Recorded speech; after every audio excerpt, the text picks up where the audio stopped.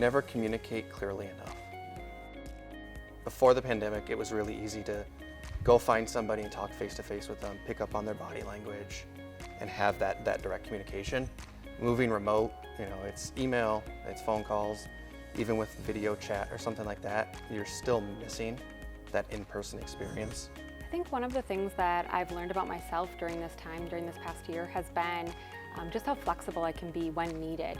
I think I'm one of those people that I really like to have a plan. I like to be prepared for things, and the pandemic, that's not the environment we've been in. And so I think looking back, I've realized just how much, when plans change, I have the ability to be flexible and to make decisions as needed. Yeah, professionally, I think I learned both about myself and my team, just the importance of being able to come together as a team and adapt quickly to a changing market. We've never seen a pandemic like this before, so we had to change our systems, our processes, and really everything about the way we conduct business.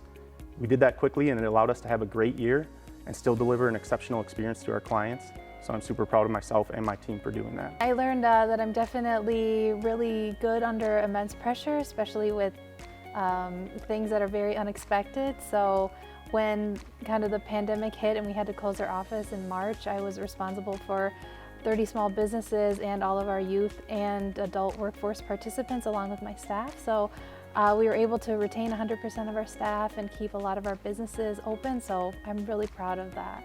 Well, I've definitely learned about the importance of office lighting. I had a baby 3 weeks into quarantine, so I have learned a ton personally this year, and I've also continuously learned professionally. That said, this has been the year of the internet, and that's really where I live, is helping brands figure out how to better navigate the internet. So I've spent a lot of time this year helping a lot of brands pivot their programs to go from the real world into the online world. And so while I've learned a lot, I've also had the opportunity to teach a lot of really amazing brands how to take things to the next level.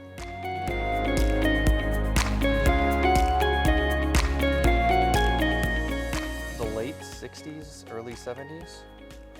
Specifically, being in IT, I kind of fit the stigma. I love sci-fi stuff. I love technology, things like that. That time period, NASA getting to the moon, the Apollo program, I'd love to have been around to witness that and see that kind of excitement. If I could live in any era, I think I'd stay in the era we're in. The last year has been a really challenging year for everyone, but I also think that with those challenges come a lot of opportunities.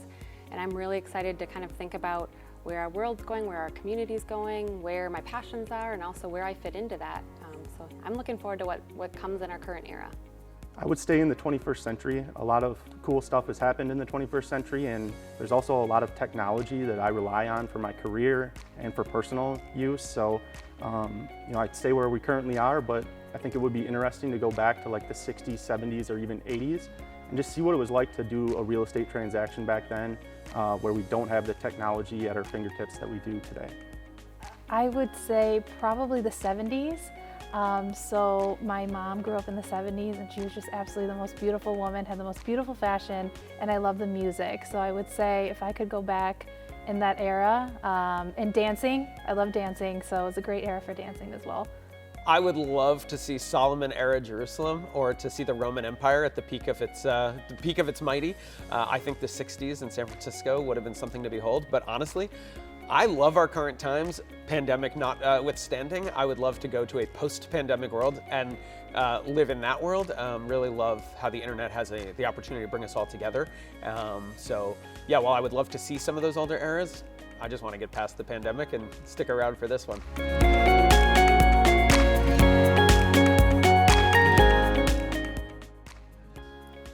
Binge watching TV shows. I just finished Star Trek Discovery Season 3 and the second season of The Mandalorian.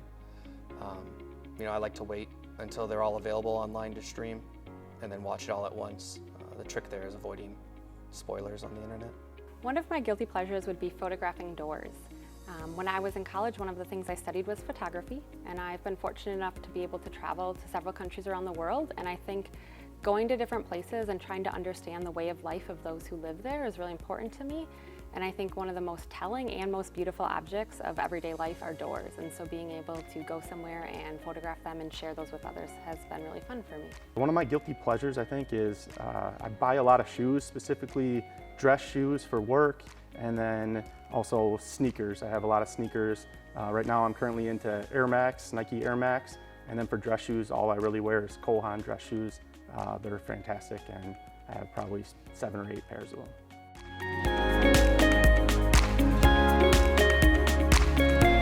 My lesser known talent would be that I love to salsa dance and do a lot of different other Latin dances, bachata and merengue.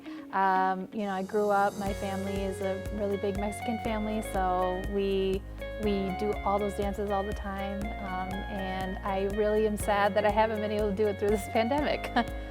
I'm a musician, I'm a singer-songwriter, I play guitar, upright and electric bass, and I mess around with the mandolin, the fiddle, and some other bluegrass instruments.